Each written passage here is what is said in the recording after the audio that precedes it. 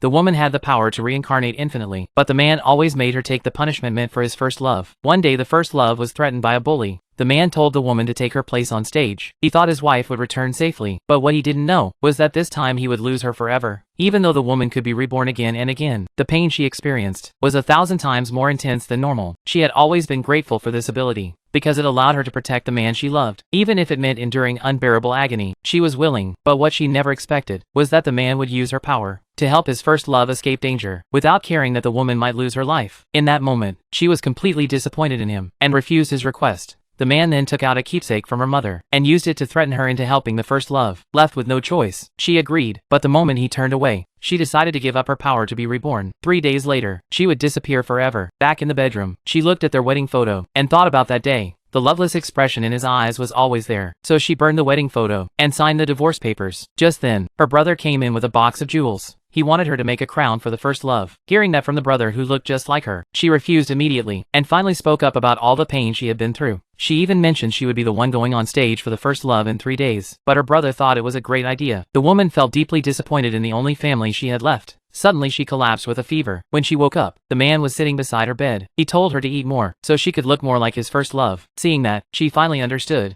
After 5 years of marriage, the man still didn't know she didn't eat meat. She handed him the divorce papers, but he thought she was using them to threaten him, so he tore them up and left the room. Then the first love walked in. She came in mocking the woman. The woman yelled back. The first love pretended to fall to the ground, and falsely accused the woman of pushing her. When the man saw it, he immediately ordered his men to lock the woman in the basement. Then, the first love brought in the keepsake from the woman's mother, and smashed it on the floor. The man happened to walk by, but instead of blaming the first love, he told the woman she needed to be more generous. Looking at the man before her, the woman felt utterly heartbroken.